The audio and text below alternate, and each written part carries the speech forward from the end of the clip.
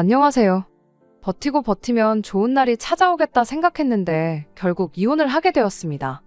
시어머니고 아주버님이고 남편이고 전부 다 문제긴 했지만 결과적으로는 제 잘못이 제일 크다는 생각이 드네요. 하지만 그게 이혼에 있어서 유책 배우자가 저라는 이야기는 절대 아닙니다. 결혼하기 전부터 시어머니가 엄청 유난스러운 사람이라는 건 진작에 알고 있었어요. 결혼 허락을 받으러 처음 인사를 드리러 갔을 때부터 시작되었고 결혼하고 나서도 시어머니하고는 절대 잘 지낼 수 없다는 확신까지 있었거든요. 똥이 무서워서 피하는 게 아니라 더러워서 피한다는 말처럼 애초에 처음부터 시자질에 맞설 생각을 하는 게 아니라 결혼부터 다시 생각했어야 했는데 그러지 못했다는 게 정말 아쉬울 따름이네요. 저희 친정어머니께서 친할머니한테 엄청 당하면서 살아오셨어요. 저희 할머니가 소위들 말하는 시자 10월드의 전형적인 표본이라고 해도 과언이 아닐 만큼 유난스러운 분이셨거든요. 그 영향 때문인가 저는 다른 것보다 저희 어머니처럼 당하고만 살지는 말아야겠다는 생각을 평소부터 가지고 있었습니다. 무조건 당해주는 게 아니라 똑같이 맞서 싸운다면 시어머니도 분명 저를 어렵게 알고 더는 허튼 짓을 하지 않을 거라 생각했던 게 저의 불찰이었어요. 가장 좋은 방법은 맞서 싸우는 게 아니라 애초에 처음부터 결혼 자체를 안 했어야 했다는 걸 비로소 이혼을 하고 나서야 깨달았다는 게 정말 아쉬울 따름이네요. 남편이 어느 정도 중간 역할을 해주기만 한다면 좋았겠지만 그래주지 못했어요. 제 경험상 시어머니가 평범한 시어머니가 아니고 10월드 시자 시어머니라면 높은 확률로 남편이 중간 역할을 제대로 못해주는 것 같더라고요. 남편이 그랬듯이 저희 아버지도 어머니와 할머니 사이에서 중간 역할을 제대로 못해주셨죠. 결혼 전부터 보여준 남편의 미온적인 태도만 봐도 저희 아버지가 그랬던 것과 별반 다를 바 없는데 왜 그걸 놓치고 저 혼자 시어머니랑 기싸움에서 이기면 되는 거 아니겠나 생각했는지 참 후회가 되네요. 아무튼 처음 시댁에 인사를 드리러 갔을 때부터 시어머니가 보통 사람이 아니라는 건 대번에 알 수 있었습니다. 남편 위로 나이차가 5살이 나는 형이 한 명 있어요. 시어머니가 시자질을 시작하게 된 것도 따지고 보면 아주버님 때문에 그랬던 게 컸습니다. 시댁이 장남을 최고로 여기는 그런 집구석이었거든요. 둘째인 남편도 형인 아주버님한테 양보하는 게 당연하다고 생각하는 사람이었고요. 시어머니는 남편이 저러니 며느리인 저 또한 아주버님한테 당연하게 양보를 해야 한다고 생각을 했는가 봐요.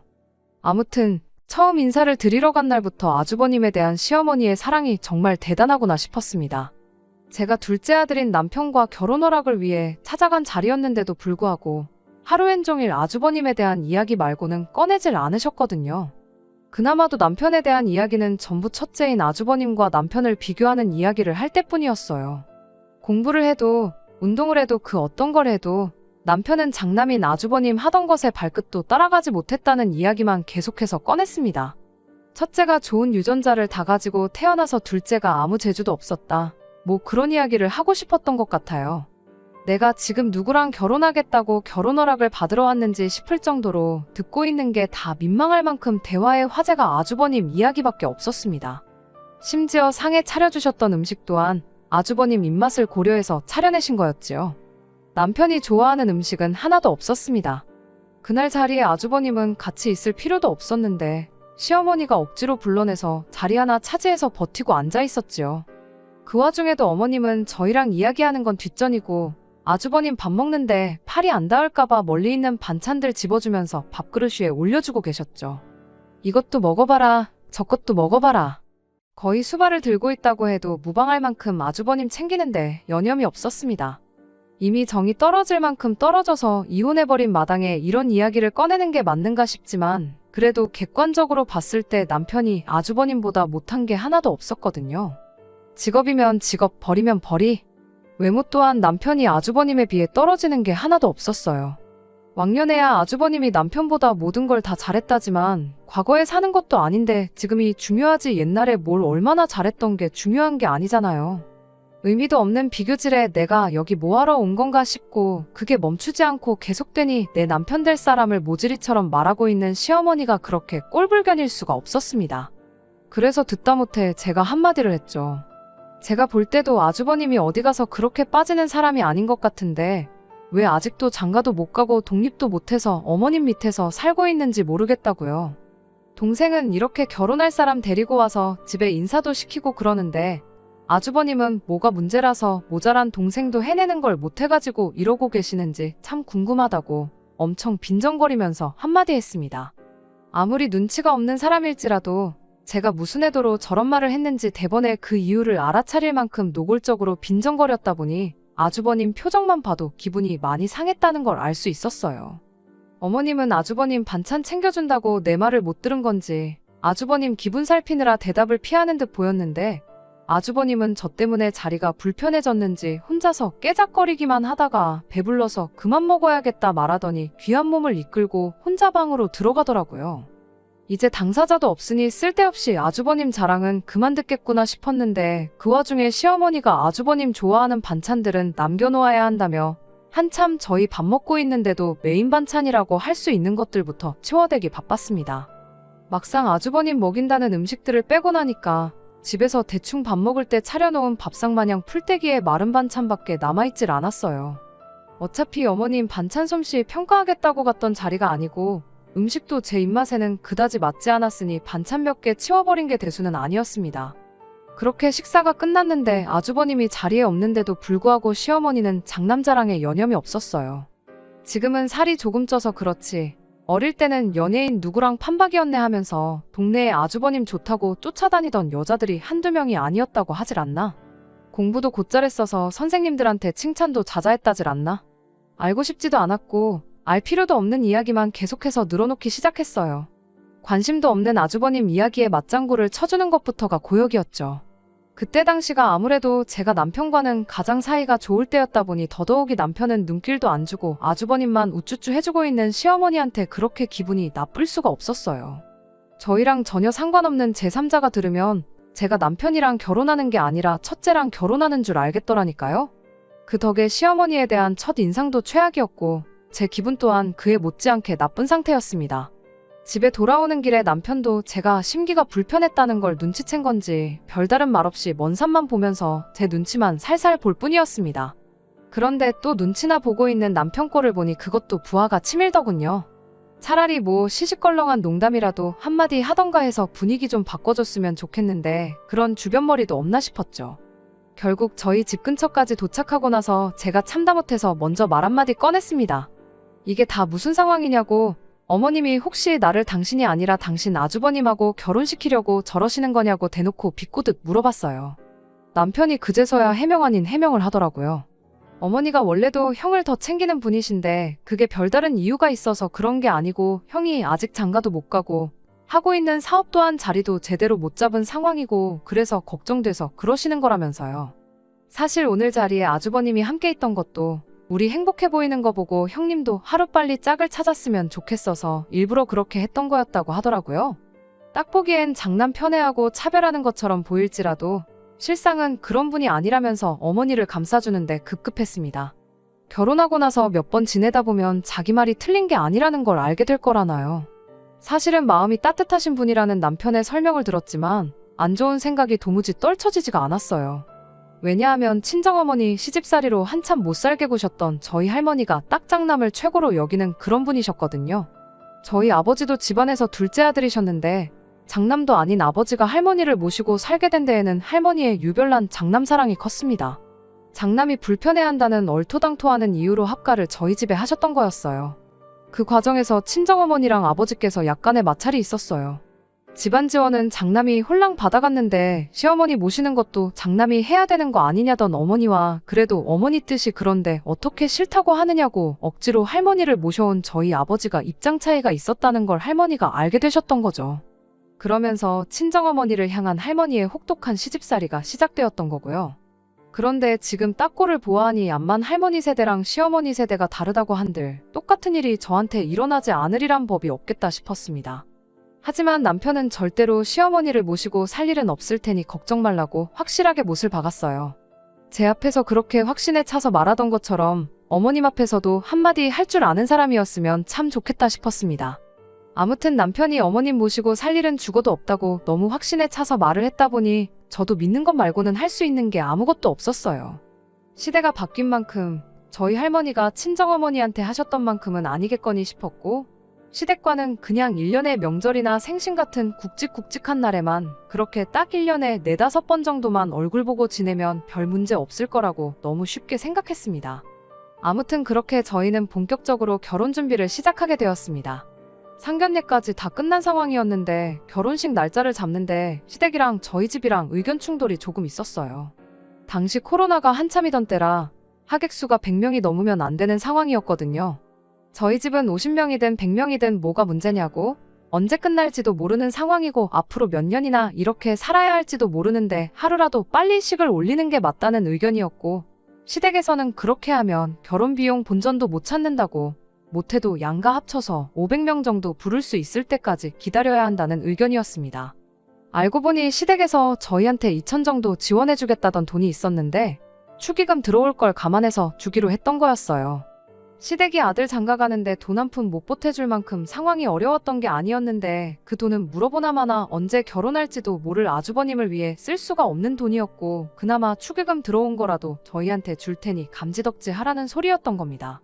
그래서 그냥 그 돈 안 받겠다 하고 결혼식 먼저 올리기로 했습니다. 막상 그렇게 식을 올리니 결혼식에 참석을 안 했어도 계좌이체로 들어온 축의금이 상당했어요. 저희 집에 제 지인들부터 시작해 부모님 지인들까지 들어온 게 합쳐서 3천이 넘었는데 시댁에도 비슷하게 들어왔었을 거라 생각됩니다. 애초에 하객 500명을 부를 수 있을 때까지 기다리자던 게 있으니 그 이상이 될 수도 있었겠지요. 남편이 다른 건 몰라도 자기 지인들이나 회사 동료들한테 들어온 축의금은 받아갈 수 있겠냐고 물어봤는데 대차게 거절당했어요. 아주버님 사업하는데 지원해줄 돈이니까 탐내지 말라면서 딱 잘라 거절했다대요. 저희가 안 받겠다고 했던 거니 딱히 할 말은 없었지만 그래도 자기 앞으로 들어온 축의금까지 전부 다 형한테 주겠다고 하는 시어머니한테 남편 또한 많이 실망한 듯 보였습니다. 결혼하고 처음 몇 달간은 정말 가야 할 일이 아닌 이상 시댁 근처에는 찾아가지도 않았어요. 제가 결혼 전에 생각했던 대로 시댁과 어느 정도 거리를 두고 지내니 남편과 저희 사이는 더할 나위 없이 좋았습니다. 그때까지만 해도 시댁 때문에 저희가 이혼을 하게 될 것이라고는 생각조차 하지 못했지요. 코로나가 끝날 기미를 보이지 않고 저희 회사에서 확진자가 속출하기 시작하면서 몇몇 부서가 재택근무를 하게 되었습니다. 거기에는 저도 포함이 되어 있었고요. 재택근무 해보신 분들은 아시겠지만 집이라고 해서 일이 더 편하고 그런 것만은 아니었어요. 집에서 일하는 만큼 출퇴근하는데 고생할 필요가 없어진 것 정도 말고는 일하는 건 똑같았으니까요. 그런데 시어머니는 제가 집에서 일하게 된 걸 가지고 제가 무슨 실직이라도 한 것처럼 받아들이셨나 보더라고요. 하루는 저한테 전화가 오더니 너 그렇게 집에만 있을 거면 차라리 나가서 우리 아들 일이나 도와주라는 말을 꺼내왔어요. 제가 재택근무를 하는 거지 회사에서 잘린 게 아니다. 집에서 노는 게 아니라 일을 하고 있는 거다. 아무리 설명을 해도 시어머니는 제 말을 들을 생각이 없어 보였습니다. 집에서 일하나 아주버님 업장에 가서 일하나 뭐가 다르냐고요. 거기 가면 책상도 있고 컴퓨터도 있고 다 있는데 못할 게 뭐가 있냐는데 어이가 없더라고요. 제가 해야 할 일이 있는데 아주버님 일을 어떻게 도와주겠냐, 그렇게 했다가 저 회사에서 잘리거든 어머님이 책임지실 거냐고 따졌더니 회사에서 너한테 사무실 나오지 말고 집에서 일하라고 한 게 이미 잘린 거나 마찬가지 아니냐입니다. 사무실 나와봐야 쓸모가 없으니 집에서 일하라고 한 거 아니겠냐고, 보아하니 조만간 잘릴 것 같은데 이참에 그냥 회사 그만두고 아주버님 일이나 도우라는 얼토당토 않는 소리를 하더라고요. 말도 안 되는 소리 계속 듣고 있기도 상대해주고 있기도 뭐해서 시어머니한테 한마디 했어요. 지금 저 아주버님 회사에 취직시켜주시는 거냐고. 그럼 지금 회사에서 받는 것보다 월급 더 잘 쳐주고 회사에서 해주는 만큼 복지를 약속해주면 당장 내일 회사에 사표 내고 아주버님 하는 일을 돕겠다고 했습니다. 그랬더니 월급은 무슨 월급이냐고, 가족 좋은 게 뭐냐, 가족끼리 서로 잘 되게 도와주는 거지, 시작도 하기 전에 돈부터 뜯어낼 생각을 하고 있냐면서 짜증을 내더라고요. 모르긴 몰라도 월급을 주기는커녕 그냥 땡전 한 푼 안 주고 부려먹을 심산이었다는 걸 대번에 알 수 있었어요. 어머님은 가족끼리 서로 잘 되는 걸 바래서 남편 앞으로 들어온 축의금까지 전부 아주버님한테 퍼주신 거냐고, 애초에 가족들이 다 같이 잘 되는 게 아니라 아주버님만 잘 되기를 바라시는 것 같은데 저는 우리가 잘 되는 게 중요하지 아주버님이 잘 되건 말건 신경 안 쓴다고요. 어차피 지금 회사보다 더 쳐주면 아주버님 밑에서 일하겠다고 했던 것도 그냥 했던 소리라고, 지금 제가 받는 것보다 2배, 3배가 넘는 월급을 준다고 해도 아주버님 일을 도울 생각 없으니 자꾸 가서 도와주란 소리 좀 그만하시라고 했습니다. 얼마나 잘난 사업을 하는지는 모르겠는데 줄 능력이 없는 것도 알고 여지껏 자리도 못 잡아서 직원 하나 못 쓰고 아주버님 혼자 하고 있는 것만 봐도 가망이 없어 보인다고. 어머님이 진정 가족이 잘 되기를 바라시는 분이라면 되지도 않는 장남 사업에 둘째 아들 축의금까지 퍼다 주면서 진작에 문 닫을 사업 하루하루 더 연명시켜주는 게 아니라 아주버님 사업 이끌어갈 깜냥 없는 거 인정하시고 더 늦기 전에 어디 취직이라도 시키던지 기술이라도 가르치시라고 했어요. 이제 아주버님도 나이가 있는데 이력서에 적을 경력이라고는 되지도 않는 사업 붙들고 있다가 말아먹은 거 하나밖에 없지 않겠냐고. 어떤 회사에서 그런 사람을 뽑아서 쓰겠냐. 어머님이 사장이면 아주버님 뽑아서 쓰시겠냐 한마디 했더니 시어머니가 개거품을 무는 소리가 전화기 너머로까지 들리더라고요. 물론 며느리 입장에서 시어머니한테 저런 식으로 말을 한 게 잘한 일이라고 할 수는 없지만 말씀드렸다시피 저는 저희 어머니처럼 당하고만 살 생각은 추호도 없었고 따지고 보면 결혼 시작하자마자부터 저희들 돈을 아주버님한테 퍼준 전력이 있는 거나 마찬가지였으니 이번 기회에 시어머니한테 확실하게 저희가 아주버님 사업 관련해서 땡전 한 푼 내줄 생각 없다는 걸 확실하게 알려주고 선을 긋는 게 좋다고 생각했습니다. 어중간하게 좋게 넘어갔다간 이런 식으로 저까지 아주버님한테 퍼주는 게 당연한 사람처럼 되겠구나 싶었거든요. 물론 시어머니도 성격이 보통이 아니니 제 말을 듣고 가만히 계시지는 않았어요. 원래 아주버님 결혼하기 전에는 둘째인 남편 결혼시킬 생각이 없었는데 아주버님이 마음이 착해서 결혼하는 순서를 양보해준 것도 모르고 떠든다며. 며느리가 이딴 식으로 나올 줄 알았으면 애초에 결혼을 안 시켜줬을 거라 노발대발 하시더라고요. 결국 시어머니하고는 그날 할 말 못할 말 주거니 받거니 하면서 대판 싸우게 되었습니다. 덕분에 한동안 시댁하고는 그 어떤 연락도 없이 지내게 되었지요. 그래도 그전에는 시댁 행사에 무조건 참여했고 이따금씩 그냥도 찾아뵙고 했었는데 이렇게 관계가 엎어진 게 차라리 잘 되었구나 싶었어요. 남편은 시어머니랑 제가 크게 다퉜다는 이야기를 듣고 누구 편을 들어야 할지 몰라 심란해 보였지만 그때까지만 해도 저는 물론이고 남편을 위해서 좋은 결정을 내렸다는 걸 믿어 의심치 않았습니다. 앞으로 남편이 아주버님을 위해 더 이상 양보를 하게 될 일이 없게 된 거 아니냐 그런 생각이었거든요. 그렇게 한동안 시댁과 연락 없이 지내다가 작년 말에 시댁과 다시 연락을 하는 일이 생기게 되었어요. 남편이 저한테 먼저 이제 가족들과 풀 기회가 온 것 같다는 식으로 말을 꺼내왔거든요. 그간 남편이 저한테는 비밀로 하고 저 모르게 시댁과 긴밀하게 연락을 주고받고 있었나 봐요. 다툰 건 시어머니랑 저였고 남편은 제가 시어머니랑 다투는지도 모르고 있었던 상황이었으니 저한테 비밀로 하고 시댁과 연락을 주고받아왔던 게 기분 나쁘긴 했지만 그걸 무조건 잘못했다고 할 수는 없는 노릇이었습니다. 아무리 그래도 거의 1년 반이 넘는 시간 동안 교류 없이 지냈는데 뜬금없이 시댁과 다시 잘 지낼 수 있게 되었다는 게 무슨 뜻이냐고 물어봤어요. 암만 저 몰래 따로 연락을 주고받았다고 한들 아무런 계기도 없이 갑자기 풀자고 나오는 게 의심스러웠거든요. 솔직한 심정으로는 뭔가 저한테 바라는 게 있거나 다른 꿍꿍이 속이 있겠구나 싶었습니다. 그리고 그런 제 예상은 틀리지 않았어요. 갑자기 연락 없이 지내다가 풀자고 한 데에는 다 이유가 있었던 겁니다. 시어머니가 저희 집까지 찾아와 전해준 소식 자체는 정말 믿기 힘들 만큼 놀라운 소식이었어요.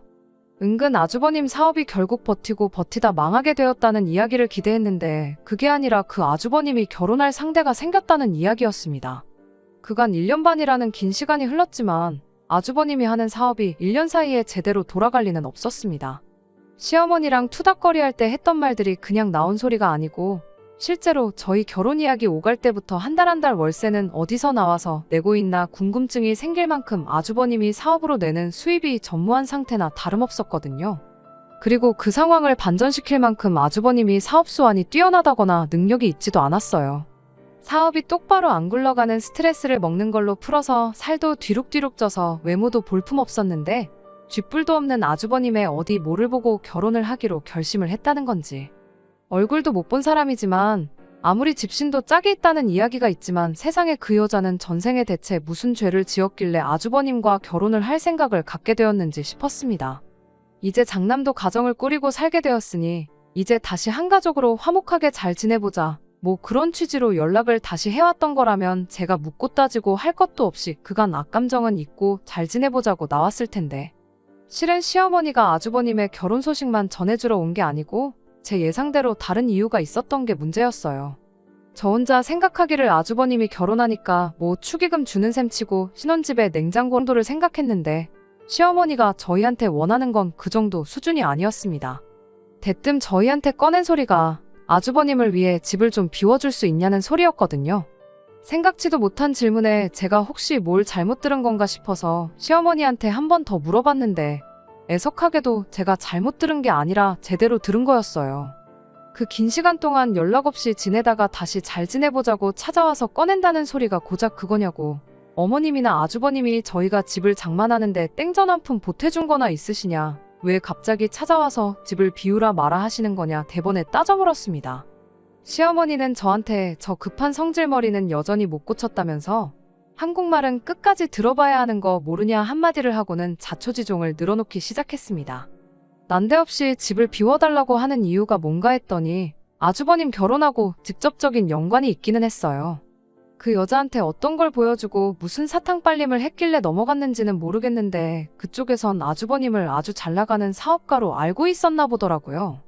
아주버님이 말주변도 딱히 없는 사람이라 조금만 이야기 나눠봐도 미천이 다 드러날 텐데 당장 인터넷에 아주버님 회사 이름만 검색해봐도 별 볼 일 없는 회사라는 거 대번에 알 텐데 얼마나 순진한 사람이길래 그걸 곧이곧대로 다 믿어줬나 싶었습니다. 아무튼 아주버님이 잘나가는 사업가인데 막상 엄마 집에 얹혀 산다고 하기가 조금 그랬나 봐요. 그래서 아주버님 명의로 집이 있기는 한데 동생네, 그러니까 저희가 결혼을 자기보다 먼저 하게 되면서 동생을 위해 그 집에 저희들을 살게 도와줬다고 했다는 겁니다. 아주버님이 훗날 결혼하거든 저희는 집을 비워주기로 이야기가 다 되어 있는 상태라고요. 그러니까 일단 나중에라도 그 여자랑 저희가 만나게 된다면 우리가 아주버님 명의 집에 얹혀 살면서 신세 지고 있다는 식으로 입을 맞춰주고 둘이 결혼식을 올리게 되면 한동안 두 사람이 지낼 수 있게 저희 집을 비워달라는 소리였어요. 저희가 장만해놓은 가정가구 같은 살림살이들도 다 아주버님 돈으로 산 거고 그 여자한테는 다 준비되어 있으니 몸만 오면 된다는 식으로 말을 했다고 하는 거예요.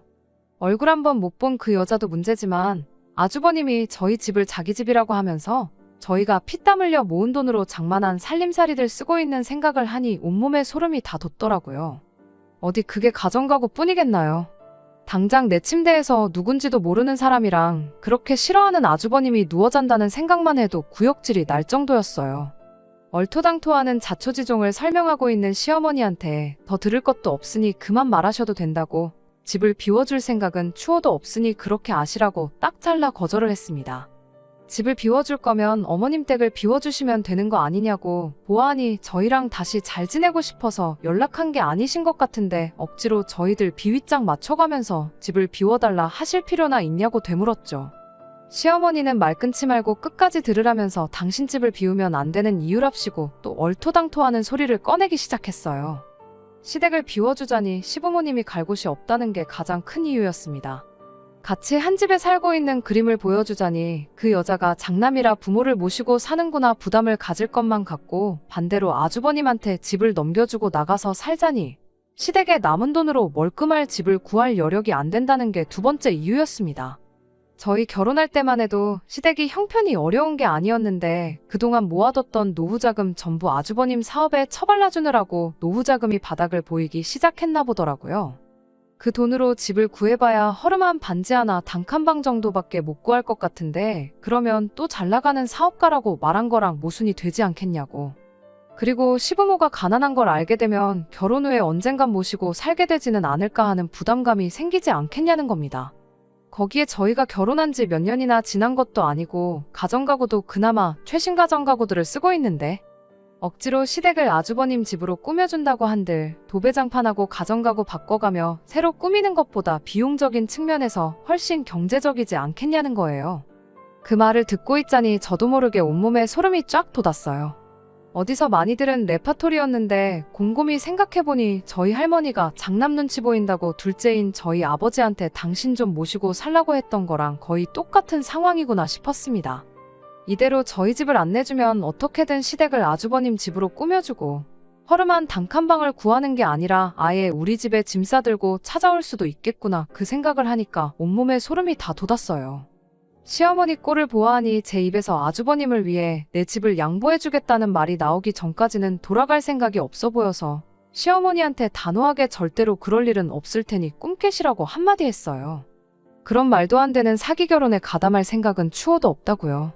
어차피 그 여자도 사기 결혼 당했다는 거 눈치채는 건 시간 문제일 텐데 그렇게 장가 보내봐야 결혼하자마자 이혼남 만드는 거랑 뭐가 다르겠냐고 단호하게 시어머니 제안을 거절했어요. 시어머니는 불만 가득한 얼굴로 괜히 시간 낭비했다며 결국 집으로 돌아갔습니다. 다른 것보다 남편이 원망스러웠어요. 아무리 부모 자식 간이라지만 시어머니한테 안 된다고 딱 잘라 거절하는 게 제가 아니라 남편이었으면 일이 더 쉬웠을 텐데. 남편이 시댁과 다시 잘 지낼 기회라고 말을 꺼낸 걸 보면 이 상황을 알고 시어머니한테 어떻게든 저를 설득해보라고 말을 했다는 소리잖아요. 그저 어머님 말이라면 아주버님 관련된 일이라면 어떻게 해야 할지 똥오줌 분간도 못하고 꺼다 놓은 보릿자루 마냥 아무 말도 못하고 가만히 있고 결국 싫은 소리 하는 것도 안 된다고 거절하는 것도 제가 했어야 했잖아요. 그래서 시어머니가 집에서 나가자마자 남편한테 한마디 했어요. 당신이 똑바로 중심 좀 잡아주면 안 되겠냐고요.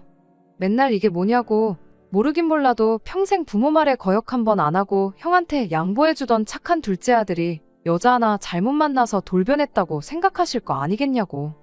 나만 중간에서 멀쩡히 잘 지내는 가족들 사이 갈라놓는 악녀가 되는 거 싫다고 그렇다고 아주버님한테 집까지 내줘가며 전 재산 쪽쪽 빨아먹히는 거 그냥 두고 보는 건 더 싫다고.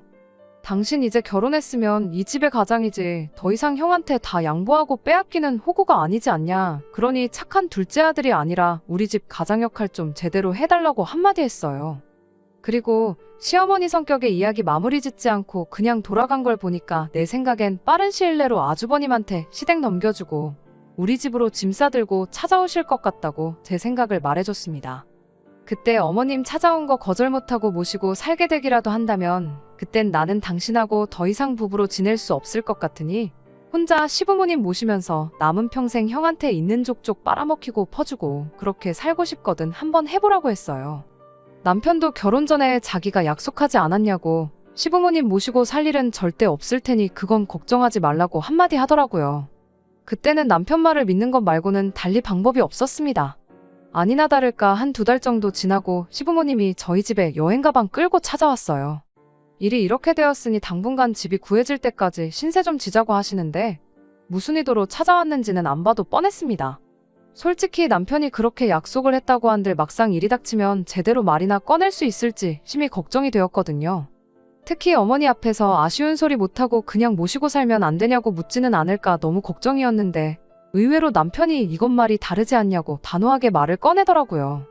여기까지 오시느라 힘드셨을 텐데 하루만 머물고 가시라는 말도 마음이 약해질까봐 못하겠다고 지금 당장 택시 잡아드릴 테니 짐 들고 다시 집으로 돌아가시라고요. 시어머니가 내가 널 어떻게 키웠는데 이렇게 내 뒤통수를 칠 수가 있냐 노발대발하시면서 며느리 하나 잘못 받아 집안꼴이 이게 뭐냐. 너는 마누라 때문에 부모를 길바닥으로 내몰 셈이냐. 이 결혼을 허락해준 내 잘못이다 가슴을 내리치며 대성통곡을 하더군요. 한바탕 난리통을 치른 끝에 시부모님은 결국 저희 집에 들어오지도 못하고 다시 집으로 돌아가야 했어요. 시부모님이 그렇게 돌아가시니 남편도 그 상황이 답답했는지 현관문 쪽을 멍하니 바라만 보면서 눈물까지 흘리더라고요.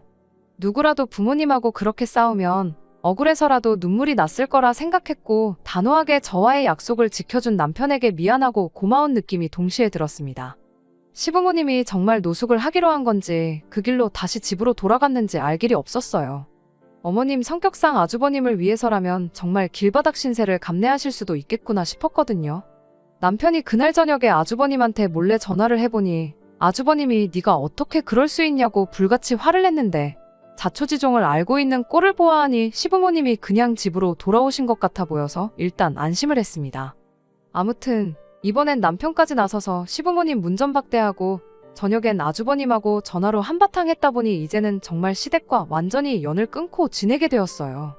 남편이 그 뒤로 시댁에 몇 번 연락을 해봤지만 시부모님도 아주버님도 대놓고 남편의 연락을 피했고 그렇게 저희는 시댁하고 완전히 연을 끊고 지내게 되었습니다. 그렇게 거의 반년을 더 시댁과 연락 없이 지내고 있었는데 얼마 전 일로 결국 저는 남편과 이혼을 결심하게 되었네요. 얼마 전 남편이 난데없이 저한테 이제 시댁하고 다시 사이좋게 지내면 안 되겠냐고 말을 꺼내왔어요. 그런데 그 말이 그렇게 서운하게 들릴 수가 없더라고요. 남편 또한 시댁하고 등지고 살게 된 게 마치 저 때문이라고 생각하는 것처럼 보였거든요. 처음부터 당신이 중간 역할 잘해줬으면 생기지도 않았을 일 아니겠냐고요. 아무튼 아주버님한테 우리 집을 내줄 생각은 추호도 없고 시어머니 집을 아주버님한테 넘겨주고 두 분을 우리 집에 모실 생각 또한 눈꼽만치도 없다고. 그리고 나는 여태껏 그래왔던 것처럼 살가운 며느리 노릇은 못하겠으니 나까지 다시 잘 지내게 할 생각은 하지 말라고 했습니다. 그리고 저 것만 지켜준다면 당신이 다시 시부모님과 가깝게 지내든 말든 상관 안 할 테니 알아서 하라고 했어요. 남편은 적당히 듣고 싶은 대답을 들은 건지 알겠다고 대답을 했습니다. 그리고 며칠 동안 저한테 몇 번이고 다시 확인을 받으려는 듯 똑같은 질문을 계속해서 물어왔어요. 정말 우리 집 형님한테 양보 안 하고 어머니 아버지 모시고 살지만 않으면 되는 거냐고요. 저도 반쯤 포기한 상태라 남편이 왜 그런 식으로 재차 확인을 하는지에 대해서는 아무 의심을 하지 않고 그러라고 하지 않았느냐고 대답하고 말았거든요. 그런데 남편이 정말 생각지도 못한 깜짝 선물을 들고 왔네요. 일 끝나고 집에 왔더니 문 앞에 커다란 가방이 2개가 놓여 있었어요. 이 인간이 시어머니 모실 생각 없다고 했던 말을 귓등으로 들었나 싶어서 집에 들어갔더니 시부모님이 아니라 아주버님이 와 있더군요. 도무지 감이 잡히질 않아서 남편한테 이게 무슨 상황이냐 따졌더니 글쎄 한다는 말이 아주버님을 우리 집에 같이 살게 하기로 했다는 겁니다. 그러면서 이러면 시어머니 모시고 사는 것도 아니고 시어머니 집을 아주버님한테 물려주는 것도 아니니 아무런 문제가 없지 않냐면서 저보고 뱉은 말을 지키라더라고요. 무슨 상황인가 했더니 결국 미천이 다 드러나서 아주버님 결혼이 파토가 났답니다. 아주버님이 그 여자한테 얼마나 진심이었는지 그 뒤부터 매일같이 술을 달고 살았다네요. 나중에 가선 아주버님 사업에 묶여있는 돈까지 꺼내가면서 술을 마셨대요. 술을 마실 거면 그냥 집에서 막걸리나 한 병씩 마시면 되는 거지. 꼴에 그 여자 한번 잊어보겠다고 아가씨들 오는 술집을 쏘다니면서 빚까지 내가며 술을 마셨답니다. 결국 아주버님 사업은 망하게 되었고 자포자기한 아주버님이 시부모님 얼마 남지 않은 노후 자금까지 건드려가며 매일같이 술독에 빠져서 살았다네요. 그렇게 귀한 장남이었는데 시부모님도 저런 아주버님이 감당이 안 된 건지 급기야는 아주버님과 더 이상 같이 살 수가 없다고 나왔던 겁니다. 그 과정에서 남편이 저한테 시부모님과 다시 잘 지내자고 설득을 했던 거였고 거기서 제가 시부모님만 안 모시고 살면 문제없다고 한 소리를 가지고 아주버님이 우리 집에 들어와 살기로 하면 제가 아무 말도 안 하고 넘어갈 거라고 생각을 했던 겁니다. 여기까지 버티고 살았으니까 제가 무슨 일이 있어도 자기랑 이혼하지 않을 거라는 확신이라도 있었던 걸까요? 지금 나랑 말장난하자는 것도 아니고 이게 뭐 하는 짓이냐 따졌음에도 남편은 끝까지 가족을 위해서 호구로 살겠다는 그 고집을 꺾지 않았습니다. 이혼 이야기에도 눈 하나 꿈쩍 안 하고 버팅기길래 나까지 호구로 살 생각은 없으니 그렇게 남은 인생 평생 너한테 도움도 안 될 아주버님을 위해 살라마라고 그대로 짐 싸들고 저는 친정으로 향했고요. 현재는 숙려기간 중입니다. 다음 주면 이 지긋지긋한 결혼 생활의 종지부를 찍게 되네요. 남편이 스스로 호구의 삶을 살겠다고 자처한 상황이다 보니 소송까지 갈 필요는 없어서 이혼 절차 자체는 수월하게 넘어간 편이었어요. 위자료 얼마 받자고 소송까지 가는 것보다 시간 낭비 없이 깔끔하게 끝내는 게 더 낫겠다 싶어서 협의 이혼으로 진행했고요. 저희 어머니가 할머니한테 당하고 살았던 것처럼만 살지 않으면 된다고 생각했는데 저희 어머니 세대에서나 겪을 일을 설마 제가 겪겠거니 너무 쉽게 생각한 제 잘못이니 최대한 그 누구도 원망하지 않으려고 하고 있어요. 안녕하세요. 시어머니와 아주버님 일로 이혼하게 된 사연을 보냈던 쓰니입니다. 그냥 근황을 전해드리고자 이렇게 다시 여길 찾게 되었습니다. 숙려기간도 끝나고 이혼 신고도 다 끝난 상황이에요. 더 이상 그 집구석 사람들하고 마주칠 일이 없겠거니 싶었는데 얼마 전 남편을 만나고 왔습니다. 이혼 과정에 제 짐을 다 챙겨 나왔는데 남편하고 같이 쓰던 컴퓨터에 제 개인적인 자료들이 남아있다는 걸 깨달았거든요. 그거 그냥 두고 있기도 그렇고 이메일 같은 거 자동 로그인 걸어놓은 것도 있어서 억지로 다녀왔습니다. 그렇게 깔끔하게 유지하려고 노력한 집이었는데 아주버님 들어와서 남자들이 살기 시작하니 아주 개판이 나 있더라고요. 식탁 위에 바퀴벌레 돌아다니는 거 보고 깜짝 놀랐어요. 이혼하고 전보다 잘 지내면 어떡하나 걱정했는데 제 기우에 불과했네요. 아무튼 단 1분 1초도 있기 싫어서 최대한 빨리 볼일 끝내고 후다닥 집을 나왔는데 됐다는데도 기어이 남편이 배웅해주겠다고 따라 나오더라고요. 그러더니 옛날 이야기를 꺼내질 않나 좋았던 시절 이야기를 자꾸만 언급을 하더라고요. 한 귀로 듣고 한 귀로 흘려주고 있는데 아니나 다를까 아주버님 어머니 집으로 돌려보낼 테니 다시 잘해보면 어떻겠냐는 말을 꺼내왔어요. 집꼬라지 개판나고 매일같이 집에서 술만 처먹는 아주버님 감당도 안 되고 시부모님 노후 자금까지 털려서 부모님 노후까지 책임지게 생겼으니 아주 돌아버릴 지경인가 보더라고요. 남편한테 내가 미쳤냐고 평생 호구로 사는 거 네가 선택한 네 인생이니까 혼자 감당하라고 나를 거기에 끌어들일 생각은 꿈도 꾸지 말라고 한마디 해줬네요. 저도 이혼하고 나서 썩 잘 지내는 편은 아니지만 남편 인생은 그냥 바닥으로 곤두박질 쳤다고 봐도 무방할 지경이니 그냥 그걸 보고 좋은 결정 내렸구나.